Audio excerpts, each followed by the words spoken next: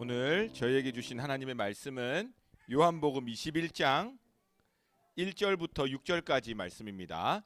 저와 여러분 한 절씩 교독해서 읽도록 하겠습니다. 요한복음 21장 1절부터 6절까지 말씀 한 절씩 교독하겠습니다. 제가 먼저 읽겠습니다. 그 후에 예수께서 디베랴 호수에서 또 제자들에게 자기를 나타내셨으니 나타내신 일은 이러하니라.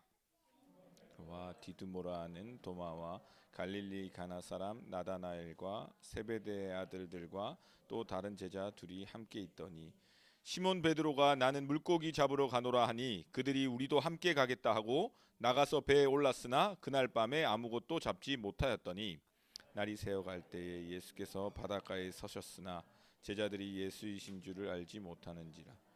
예수께서 이르시되 얘들아 너희에게 고기가 있느냐 대답하되 없나이다. 이르시되 그물을 배 오른편에 던지라. 그리하면 잡으리라 하시니 이에 던졌더니 물고기가 많아 그물을 들 수 없더라. 아멘. 옆에 분들하고 인사합시다. 안녕하세요. 안녕하세요. 안녕하세요. 네, 내일 야유회를 간다고 소식을 들었습니다. 그런데 날씨가 비가 와서 교회로 좀 변경하게 됐지만 그래도 하루 또 아이들 같이 놀면서 유치원도 못 가고 어린이집도 못 가는데 그렇게 하루 보내는 것만으로도 너무너무 좋은 날이 아닐까 생각이 듭니다. 오늘 설교 제목이 기적 같은 인생인데 지금 뭐 옆에 배우자가 있으신 분들은 한번 쳐다봐 보세요. 아니면 안 계신 분들은 상상을 해보세요. 내 인생의 가장 큰 기적은, 이렇게 옆에 배우자가 있으면 이렇게 이야기해 봅시다. 그냥 책 읽는다 생각하고, 내 인생의 가장 큰 기적은 당신입니다. 예, 뭐 제가 최근에도 어떤 한 청년 주례를 했었는데 생각이 많이 나더라고요. 막 서로를 바라보는 눈빛이 진짜 뭐 너 아니면 안 돼, 뭐 내 거 어쩌고 저쩌고 막 난리도 아니에요. 인스타그램도 막 신이 났고 좋아 보이더라고요. 나는 어떤가 생각해봤을 때 그래도 내 마음은 변함이 없는 것 같은데 그때만큼 막 그 뭔가 그런 막 기적 같은 기적을 봤을 때 그 놀라는 그런 마음 정도까지는 잘 안 올라오는 걸 보면서 회개도 많이 하고 스스로도 많이 돌아봤습니다.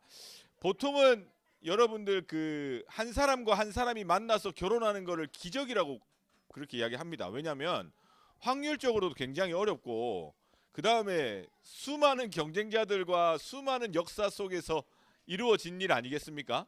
이게 기적과 같은 일인데 우리가 진짜 기적을 보면 얼마나 놀라겠어요, 그죠?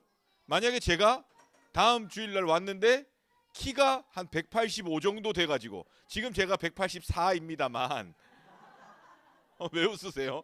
이거 가까이 제 보신 것도 아니고 이렇게 사람 겉모습만 보고 판단하는 거지만 네. 그렇다면 얼마나 놀라겠어요, 그죠?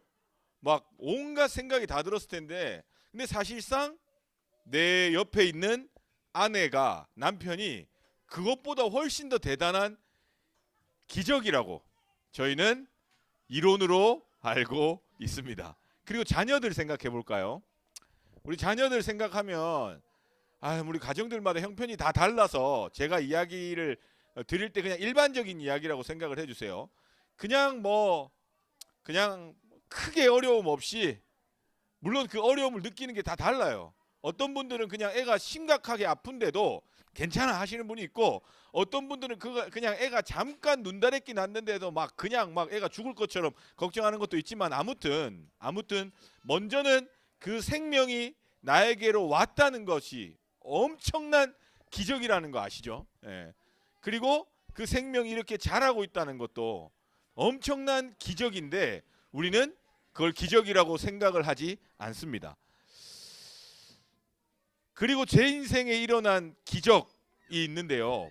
이 정도 이야기하면 기적이라고 생각할걸요. 제가 7살 때 어디 집에 이렇게 2층 집인가 그 형제가 살고 있었는데 그 형제 아빠가 지금 생각해보니까 아동학대예요. 그 아저씨가 저 땅에 떨어진 거 막 먹게 하고 그랬거든요. 근데 착해가지고 그냥 먹을 거 주나 보다 하고 먹었는데 언제 제가 기분이 나빴냐면 바닷가를 같이 갔는데 그 모래에 떨어진 김밥을 나보고 먹으라고 한 게 아직도 기억나요. 그래 이제 그래도 그러니까 지금 생각하니까 제 아들도 똑같아요. 제 아들도 어제 남산 한옥마을을 간 거 아니겠습니까? 혹시 가보셨어요? 활 만들기 해봤습니까? 그 인터넷으로 예약해 할 수 있는데 그게 예약이 안 될 경우 뭐 온라인으로 하면 한두 자리 비어가지고 갔습니다. 아내랑 원래 다 같이 가기로 했으나 아내가 그날 아침부터 아들이랑 남대문 시장도 가고 바빠가지고 힘들었다 하길래 제가 큰마음 먹고 나랑 둘이 갔다 오겠다.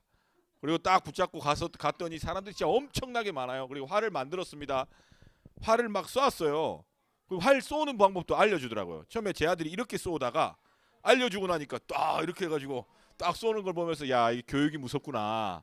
그러면 이제 활도 쏘고 뭐 이렇게 하는데 얼마나 재밌던지요. 1시간 넘게 놀았는데요. 이 아들을 키우는 이 모든 게 기적이라고 이야기하는 이유는 가만히 보니까요. 저랑 똑같다니까요. 딴 형들이 와서 지나가는 형들이 그 보면 남산 한옥마을에 가면 던지는 게 있어요. 공용으로 놔둔 게 있고 이 활은 누구 거예요? 제 거 아닙니까? 아들하고 저하고 2개 있었거든요. 근데 아들 거 봐주느라고 제 걸 계단에 잠깐 놔뒀더니 또 어떤 노 부부 근데 연애 중이셨어요. 그러니까 60 넘으신 아주머니 아저씨가 아주 그냥 네 거인 듯 내 거 아닌 내 거 같은 너 이거 하고 계시더라고요. 그러면서 막 처음에 부부인 줄 알고 빌려드렸어요. 그랬더니 막 남자분이 근데 유독 열심히 하셔. 엄청 잘 가르쳐주고 막 열심히 하고 막 근데 그 여자분이 또 남자 친구인데 남자 친구가 혹시나 젊은 사람한테 무시당할까 싶어가지고 이력을 막 읊어요. 당신 경찰대학 다닐 때 해본 거야 이러면서. 그래서 또 내가 감지했죠. 이분이 경찰. 그리고 딱 해서 막 쏘고 알려주고 그랬더니 그 남자분이 나가시면서 이제 저도 인사하고 하면서 아유 이 여자분은 남자친구를 잘 만나가지고 저렇게 재밌게 지낸다면서 연인도 지나가고 그렇게 놀랬어요. 연인 지나고 근데 뭐 좋아 보이더라고요. 또 새로운 사랑 뭐 어떻게든 또 이렇게 하여튼 합법적이면 되는 거죠. 뭐 그렇게 잘 지내고 뭐 내부 상황은 제가 알 거. 근데 한 초등학생이 와가지고 저희 아들 활을 그냥 가져가는 거예요. 놀고 있는데 빌려달라고 하더니 그러니까 형식적으로는 빌려달라고 했는데 사실상 그냥 가져가는데 저희 아들은 아무것도 못하고 그냥 줘요. 근데 착해. 그런 면에서 좋게 보면 착하고 나쁘게 보면 그냥 다 뺏기는 거죠. 근데 저도 그랬던 거예요. 김밥을 모래사장에 떨어뜨린 걸 먹으라고 했는데 그거를 인지를 먹으라고 화를 못 내고 모래를 털어서 먹었던 기억이 있어요. 근데 그 집 동생 저보다 한 살 어렸던 애랑 자전거를 타고 가는데 3발 자전거인가 4발 자전거 타고 가는데 7살 때입니다. 덤프 트럭 있죠. 제일 큰 거. 그게 와서 팍 친 거예요. 신호는 건너고 있는데. 어떻게 됐을까요? 저는 이 보세요. 이 벌써부터 얼마나 집중해. 여러분들 옆에 있는 사람한테 그렇게 집중하라니까요. 죄송합니다. 짜증내서. 예. 그래서 저한테 짜증낸 거예요. 딱 쳤는데 원심력에 의해서 저는 이과가 아니라서 잘 모르지만 딱 쳤는데 차로 빨려 들어간대요. 원래 교통사고 나면. 그래갖고 저는 튀어가지고 하늘을 붕 날아서 차 속으로 빨려 들어갔대요. 그리고 정말 안타깝지만 뒤에 있는 아이는 그 자리에서 죽었고 제가 어렸을 때 다 생생히 기억이 나요. 근데 저는 부딪혀가지고 빨려 들어갔는데 손끝 하나 안 다친 거예요. 그러니까 제가 뭐 이 아이 친구와 비교해서 이야기한 게 그냥 저만 이야기하는 겁니다. 그리고 이유를 봤더니 그 차가 폭이 넓어서 하여튼 애들이 또 유연하잖아요. 그러니까 빨려 들어갔는데 다행히 안 다치고 내가 혼자 기어 나온 거예요. 사람들 다 둘러싸 있고. 그래가지고 몸이 괜찮으니까 막 전 도망간 거죠. 무서워서. 그리고 부모님한테 가서 나 교통사고 당했는데 몸이 이렇다 했더니 부모님이 안 믿으신 게 처음에는. 근데 지금에서야 알겠어요. 그 어렸을 때는 왜 내 7살짜리 이야기를 안 믿지? 이렇게만 생각했는데 지금 제가 아들을 키워보니까 7살인데 거짓말을 엄청 많이 하거든요. 모두의 마블 부르마블 하세요. 집에서 해요. 1시간 그냥 후딱 가는 하나님이 주신 귀한 게임이잖아요. 근데 이 친구가 이렇게 부르마블 한 바퀴 돌면 월급을 받잖아요. 근데 20만 원만 가져가야 되는데 자꾸 30만 원 40만 원 가져가고 제가 잠깐 자리 뜬 사이에 제 100만 원짜리 가져가서 자기 거에 놓고 막 이러다 보니까 안 믿게 돼. 내가 이제 알았어요. 그때 부모님이 무심한 게 아니라 내가 그동안 거짓말을 많이 했겠구나. 그래서 안 믿으시고 한 몇 주 뒤에 알게 되셨대요. 그래 그제서야 내 몸 괜찮냐 그러고 막 그랬어요. 그런 기적과 같은 게 우리의 인생에 얼마나 일어날까요? 거의 안 일어나는 게 대부분입니다. 그럼에도 불구하고 우리는 오늘 설교 제목을 기적 같은 인생이라고 지은 이유는 오늘 본문이 요한복음에 나온 이 본문, 물고기, 예수님의 제자들이 부활하신 예수님 이후에 부활하신 예수님이 찾아오신 거예요. 이게 그냥 예수님이 아니고 제자들은 예수님이 십자가에 달려 죽으셨으니까 자신의 본업으로 돌아갔고, 그래서 어부였으니까 물고기를 낚는데 그날따라 물고기를 한 마리도 못 잡은 거예요. 그냥 여러분들이 낚시 가가지고 물고기가 안 잡힌 게 아니고 어부인데 물고기를 한 마리도 못 잡은 상황 속에서 예수님이 멀리서 보고 야 얘들아 오른쪽에 그물을 던져라 이런 거예요. 예수님이 누구지도 모르고 이들은. 그랬더니 오른쪽에 그물 던졌더니 물고기가 몇 마리? 153마리. 이건 상식인데 153마리가 볼펜에 써있죠. 모나미 볼펜에. 그래서 어렸을 때 야 이건 기독교 기업이고 너무 좋고 해서 모나미 볼펜 많이 썼는데 최근에 인터넷 기사에서 그 대표가 이거는 성경에 나오는 숫자가 아니다 이야기를 한 거예요. 제가 이 이야기를 지난주 금요일날 성경 통독하는데 우리 권사님들 한 80분 앉아 계신데 이 이야기를 했더니 권사님들이 전부 충격을 받으셔가지고 모나미를 그렇게 써줬는데 아무튼 모나미를 뭐 폄하하거나 나쁜 게 아니고 그냥 상식입니다. 아 그게 아니었대요. 근데 우리는 이제 다시 본문으로 돌아와 보면 153마리의 생선이 물고기가 잡힌 거예요. 그리고 그때 예수님이 이제 눈치채고 베드로가 막 뛰어와서 만나고 이런 내용인데, 근데 이 내용이 신학자들, 신약을 연구하는 신약학자들이 이 내용을 요한복음의 기적 사건으로 볼까요? 안 볼까요? 이건 예수님의 기적이에요? 아니에요?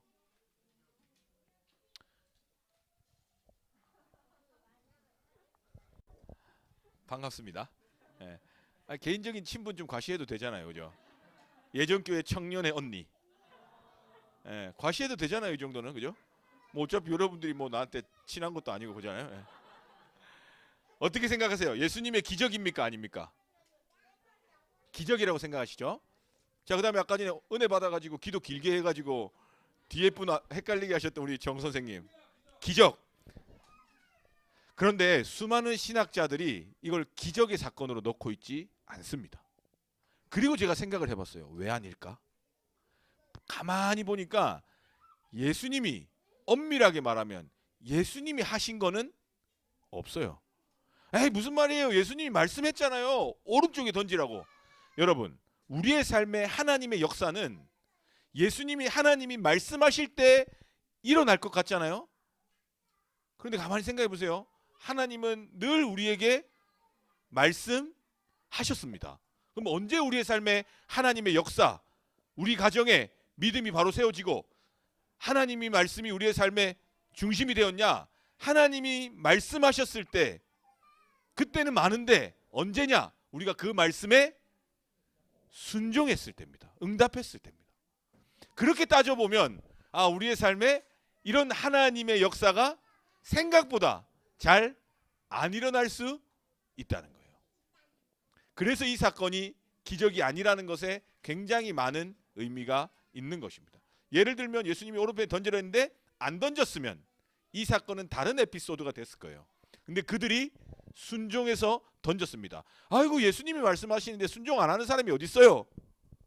이렇게 생각하실 수 있는데 그런 생각 안 하세요? 너무 스스로를 잘 알고 계신 것 같은데. 저부터도 하나님이 말씀을 통해서 또 예배를 통해서 또 기도를 통해서 얼마나 많이 말씀하시고 깨닫게 하시고 그동안 살아온 인생을 통해서 우리가 알고 있지 않습니까? 그런데 우리는 생각보다 너무 쉽게 그 말씀에 순종하지 않기 때문에 우리의 인생은 그냥 그저 그런 인생으로 흘러갈 수밖에 없다라는 사실인 거죠. 그런데 우리가 주님의 말씀에 순종했을 때에 꼭 이렇게 생선이 153마리가 잡혀야 많이 기적이 아니라 그 말씀에 순종하는 삶 그 자체가 기적인 거예요. 먼저는 내가 예수님을 믿고 있다는 게 기적이고요. 그리고 내가 예수님을 믿음으로 내가 지금 부부 선교회로 또 하나님의 말씀으로 내가 내 삶에서 기도하고 있다는 게 기적입니다. 마치 맨 처음에 여러분 옆에 있는 남편, 아내를 만난 게 기적인데 기적으로 못 느끼듯이 우리가 진짜 큰 기적, 자녀의 축복, 또 큰 기적, 내가 한국 땅에 태어나서 신앙의 자유를 누리고 우리가 굉장히 교과서적으로 형식적으로 하는 말들 있잖아요. 근데 그거 가만히 곱씹어 보면요 정말 큰 기적이고요. 그 다음에 저처럼 이제 목회를 하다 보니까 오늘 저녁에도 임종 예배를 가야 되거든요. 그러니까 수많은 죽음 앞에 서보면요, 기적입니다. 기적. 그런데 그 수많은 죽음 앞에서 예수님 믿고 그냥 잘하면 모르겠어요. 근데 정말 많은 분들이 마지막까지 우리 동생이, 마지막까지 우리 남편이 예수님 믿기를 간절히 기도하며 구하는 그분의 인생 앞에서 보면요, 지금 내가 예수님 믿고 있다는 자체가 얼마나 큰 기적인지 몰라요. 얼마 전에도 한 권사님이 자기 여동생이 30인가 40에 시집을 갔는데, 그 전까지만 해도 영락교회에서 뭐하고 호산나하고 뭐 이거 있잖아요. 시리즈 다 했는데 시집 가서부터 못한 거예요. 근데 이 여동생이 지나가다가 찬송만 들어도 눈물이 난다고 이야기를 한 거예요. 그러니까 그 마음이 얼마나 애탔는데 남편 때문에 교회를 못 갔고, 그걸 지켜보는 언니는 얼마나 마음이 탔을까요, 그죠? 자기 사랑하는 여동생이 찬송만 들어도 눈물이 난다고 그런 말 하니, 좀 같이 와서 예배 드리면 좋겠는데, 근데 그렇게 세월이 흘러서 70이 넘어갔어요. 그리고 지난주에 돌아가셨습니다. 그 권사님이 너무 속상한 마음에 저하고 이야기하자고 해서 그 영락교회 근처에 커피숍에, 근데 참 새로운 경험이었어요. 젊은 사람들 가득 들어있는데 권사님이 걸음이 불편하시니까 멀리 못 가고 되게 세련된 커피숍에 권사님하고 둘이 들어갔거든요. 느낌 장난 아니더라. 키오스크 앞에서 권사님이 한 80 되실 거예요. 난 이런 것 때문에 너무 속상하다고, 화가 난다고 막 화를 내시고, 권사님 제가 이거 눌러보겠습니다. 근데 더 반전은 현금으로 계산을 하시려는 거예요. 현금이 안 들어가잖아요. 현금은 그냥 카운터 가서 하면 되는 거였는데, 근데 그 권사님은 1시간 반을 이야기했어요. 다른 이야기 아닙니다. 누군가에게는 일상인 그 이야기가 그분은 간절히 바랬던 기적이었던 거예요.